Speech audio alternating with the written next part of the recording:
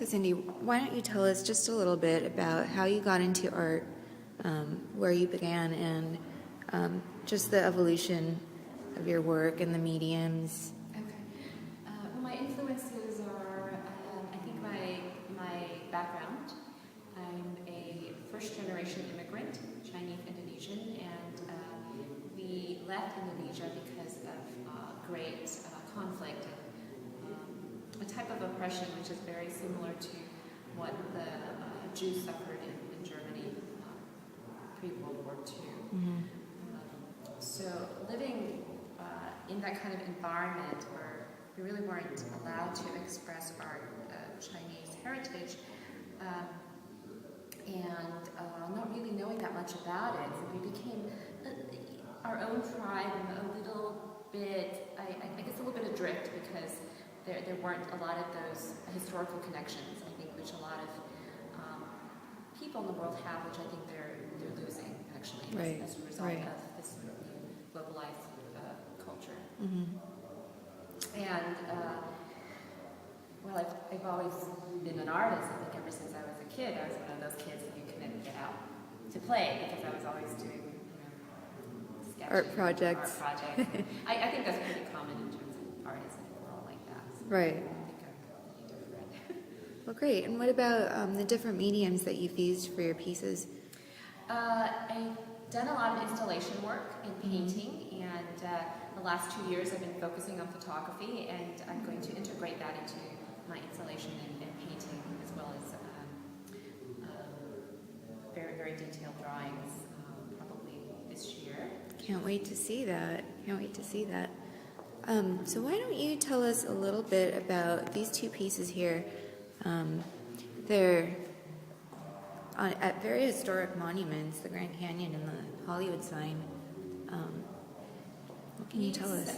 These two pieces are from a larger body of work called Let a Thousand Flowers Bloom, which is a Western mistranslation of the Maoist movement, Let a Hundred Flowers Bloom, which came from a classical Chinese poem, which goes, let 100 flowers bloom, let 100 schools of thought contend. And right before the Cultural Revolution, Mao made this great declaration that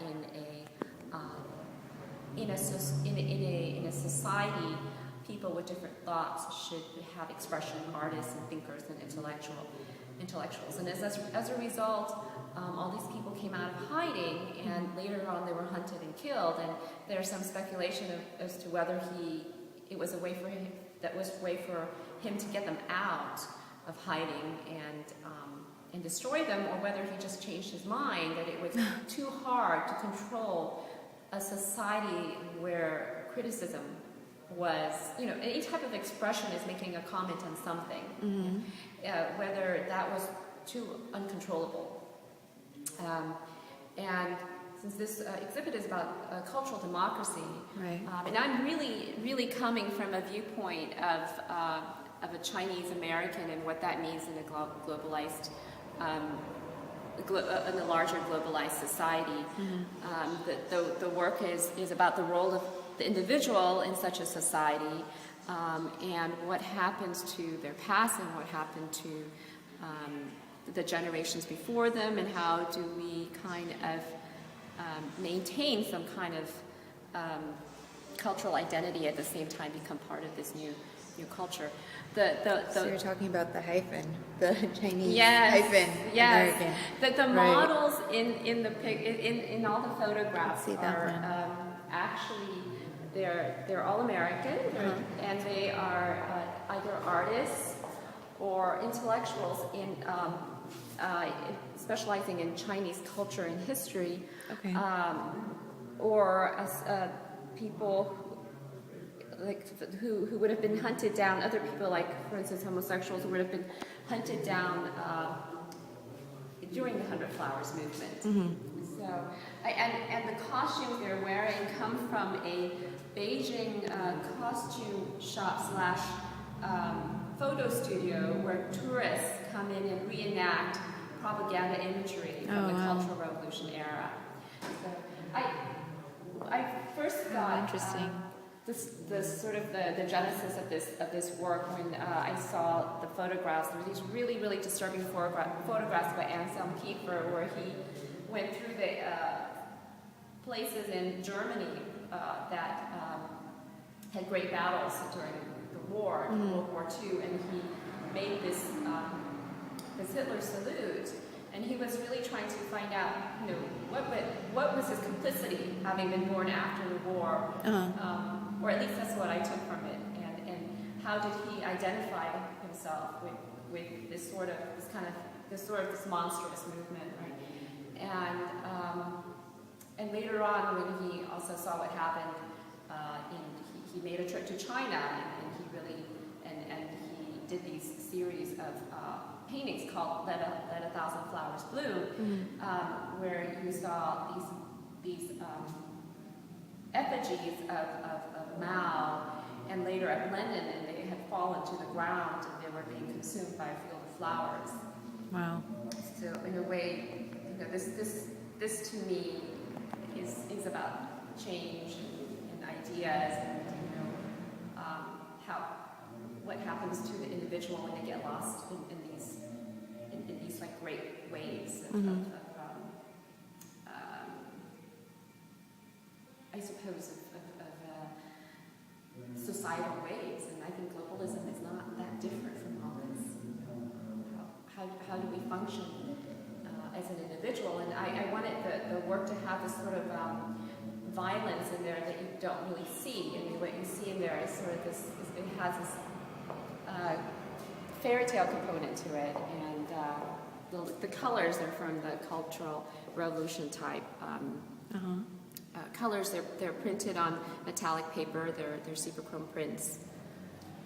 And that's a medium you've been using for about, you said, a year and a half or so. About a year and a half to 2 years. How did you get into using that?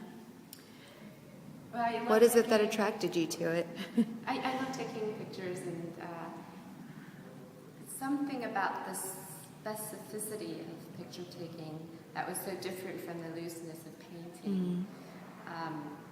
And there was this kind of beauty that could come out of it, which didn't just come from me. I'm in total control of the medium, for instance, when I'm painting. But if I'm in a photograph, there's all these other elements, and you bring in the world with you in such rich detail. I find it really interesting.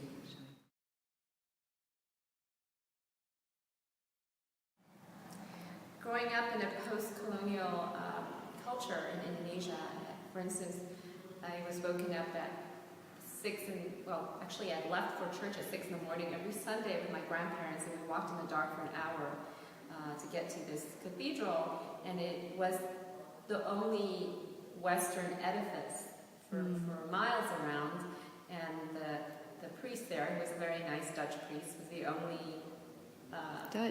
the only Caucasian person. And there was still this sort of post-colonial feel to everything, and how revered he was, and how much people really just the thought of going to the church and seeing these stained glass windows, and it just seemed so much more magnificent than anything else that we were exposed to. I think that really influenced my work in terms of how people get enculturated that way, Right. and their sense of beauty and how these things are shaped. That's why the idea that the notions of colonialism or post-colonialism always sort of sneak up in my work without me even trying. You don't even realize And it. there's stories around it. Uh-huh. Right.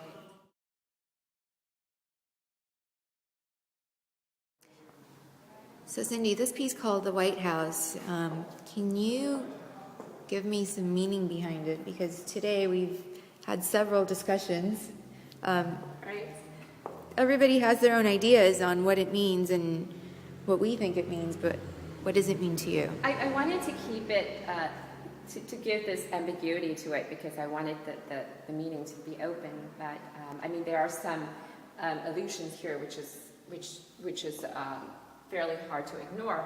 You have the White House, and then you have three figures dressed in Chinese Cultural Revolution era type of clothing, and they're cooking something, or this sort of a pretense of making something, and instead of fire, it's cherry blossoms. And the White House itself is surrounded by cherry blossoms, and this is cherry blossom season right now. And cherry blossoms have a huge potent meaning in Asian culture and Chinese culture. It alludes to happiness and sort of domestic bliss and things which are right, and also female power.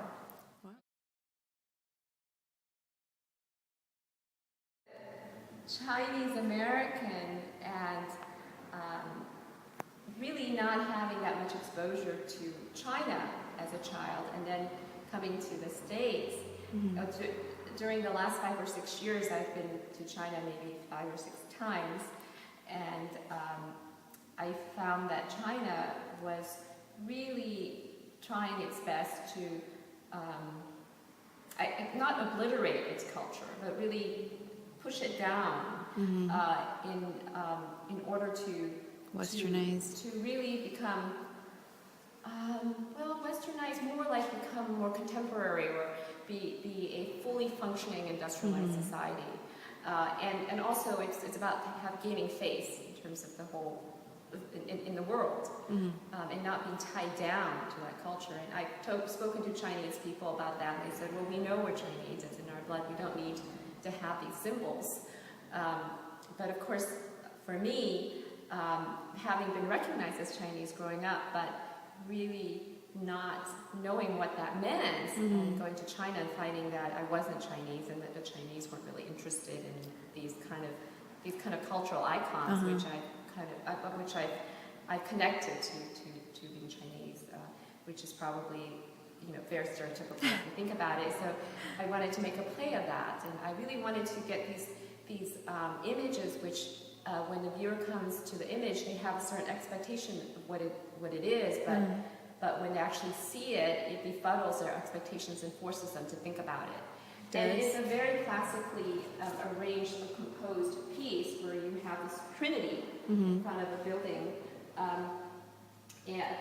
but instead of what you would expect, it's a photograph instead of a painting. Right. My photographs tend to have this painterly feel because I think I come from a painting background, and that even though the figures have this gentility about it, or almost an innocence or a naivete, there is something dark that's in there, and some of this comes from the fact that I realize that I'm an American, and there is this xenophobia that's stirring up because China is gaining ground and trying to become.